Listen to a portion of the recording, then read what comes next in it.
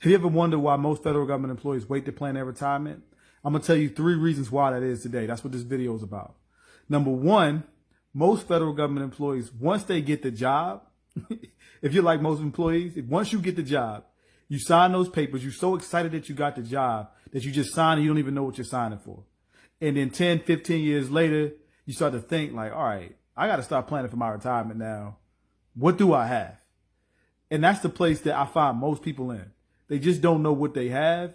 And then when they look up and see what they have, they then got to start planning. But it could be too late by that point, you know, but you still got to get started at that point. But that's the reason why most people wait. They just so excited that they just sign all the paperwork and they don't even know what they have. Number two is people just can't afford to start because they're in so much debt, right? And this is a real thing. You know, you start the job. Again, you don't know what you got in some cases, or you do in some cases, but you got kids in college. You got parents becoming sick. That's a big one. That's one of the most underrated ones because you don't know when that's going to happen. You can kind of budget for your kids going to college. You can budget for your kids going to private school. But a parent dying unprepared with the life insurance or estate plan set up, or just having an illness that has them living for a long time, when you have to pay for medication in their care, is an extremely expensive expense that you can't prepare for. And it's something that you just got to do. I can't tell you how many times I've had clients talk about they had their TSP depleted because they had to take care of an ailing parent, right? Or they had to go out of town. They had to use up all their leave because they had to keep going out of town to take care of take care of the parent. Those are surprises that can come up while you're planning your retirement and wipe you out, you know, and cause you to delay, put money back into your TSP. This is a big deal that you can't control. And the third thing is just education, right? Because one, if you're starting and you didn't plan, education is key because it's better to start now. Like there's no point in just hiding under a rock and waiting to a later day hoping it gets better.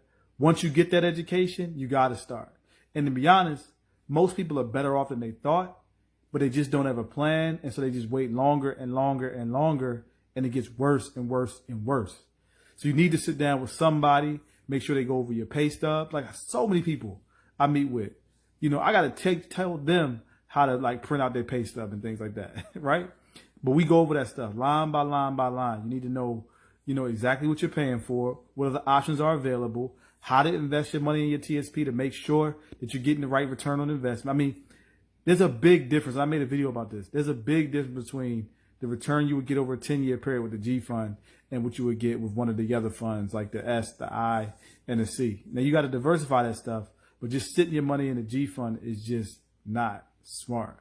So you just want to get that education, right? So I'm going to recap again.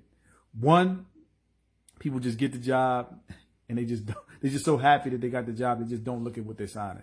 And then they just look up 10 years later, 15 years later, and they're still in the same spot. 2, people are just in too much debt that they can't start, you know? And 3 is just getting the proper education so that you can start and take advantage of programs that will allow you to have a better retirement, right? And programs, all I really mean is like the FEGLI can be replaced if you have 5 times your salary. That's an easy thing. TSP, you can't replace that. That's a great program. The fees are really low on it, and it gets a really good return. So you just want to make sure you understand the TSP. You want to make sure you understand your FERS. You want to make sure you put a long-term care policy in place for yourself, so you end up like your parents. And I can go on and on and on. You want to make sure that you are aware of what your FERS supplement calculation will be, or if you're eligible for that. All these things we go over. So just wanted to give you that information. Peace and blessings. Wishing you the best. Make sure you take care of yourself financially. It's not pretty when you don't. Peace and blessings, y'all. Leave a comment below if you want to talk to us. Click the link below if you want to talk to us. Reach out to us. We'd love to help you. Talk to you later. Bye-bye.